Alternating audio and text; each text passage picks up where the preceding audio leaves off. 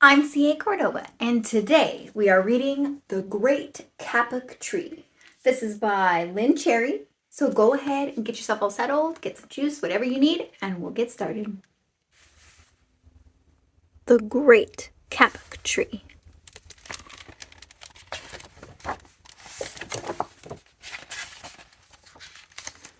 Two men walked into the rainforest.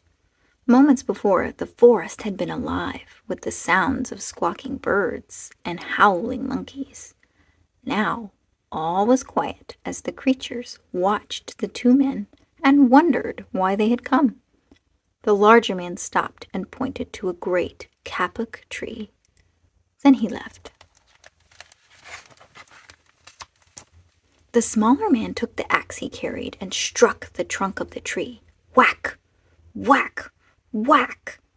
The sounds of the blows rang through the forest. The wood of the tree was very hard. Chop, chop, chop! The man wiped off the sweat that ran down his face and neck. Whack! Chop! Whack! Chop! Soon the man grew tired. He sat down to rest at the foot of the great kapok tree. Before he knew it, the heat and hum of the forest had lulled him to sleep. A boa constrictor lived in the kapok tree. He slithered down its trunk to where the man was sleeping. He looked at the gash the axe had made in the tree. Then the huge snake slid very close to the man and hissed in his ear. Señor, this tree is a tree of miracles. It is my home, where generations of my ancestors have lived. Do not chop it down. A bee buzzed in the sleeping man's ear. Señor, my hive is in the kapok tree, and I fly from tree to tree and flower to flower collecting pollen. In this way, I pollinate the trees and flowers throughout the rainforest. You see, all living things depend on one another.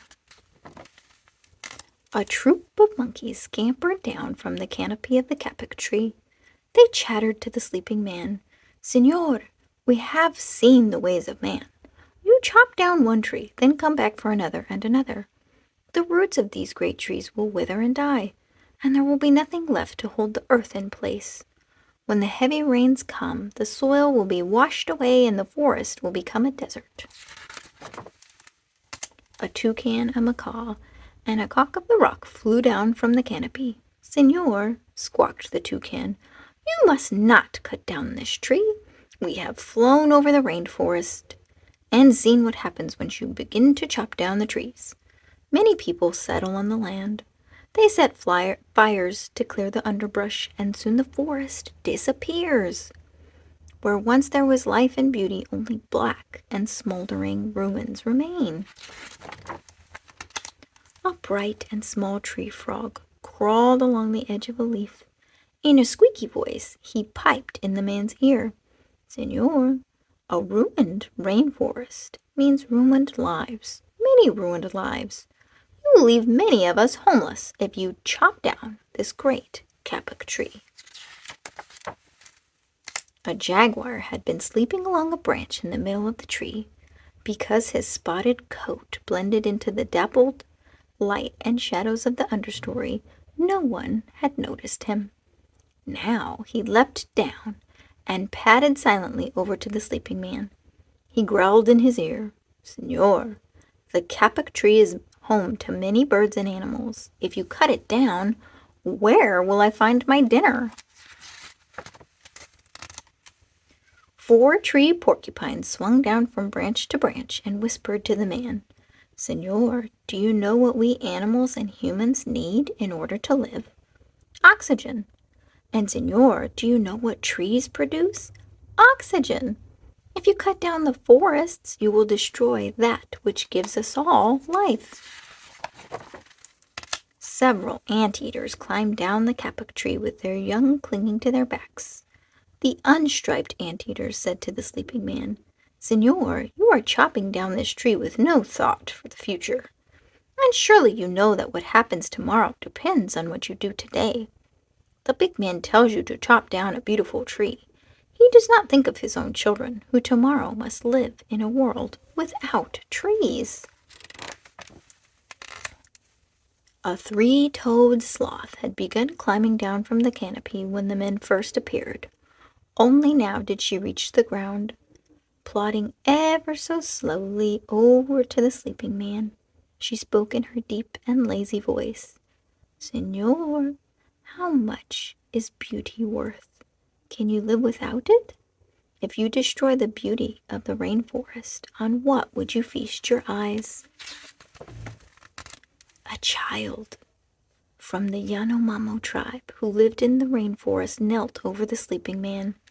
He murmured in his ear, "Señor, when you wake, please look upon us all with new eyes." The man awoke with a start. Before him stood the rainforest child, and all around him, staring, were the creatures who depended upon the great Kapok tree. What wondrous and rare animals they were! The man looked about and saw the sun streaming through the canopy. Spots of bright light glowed like jewels amidst the dark green forest. Strange and beautiful plants seemed to dangle in the air, suspended from the great Kapok tree. The man smelled the fragrant perfume of their flowers. He felt the steamy mist rising from the forest floor, but he heard no sound, for the creatures were strangely silent. The man stood and picked up his axe. He swung back his arm as though to strike the tree. Suddenly he stopped. He turned and looked at the animals and the child. He hesitated. Then he dropped the axe and walked out of the rainforest. Okay, friends, hopefully you really enjoyed this story. If you did, please hit the thumbs up and subscribe. I hope you have a wonderful day, and I will see you next time.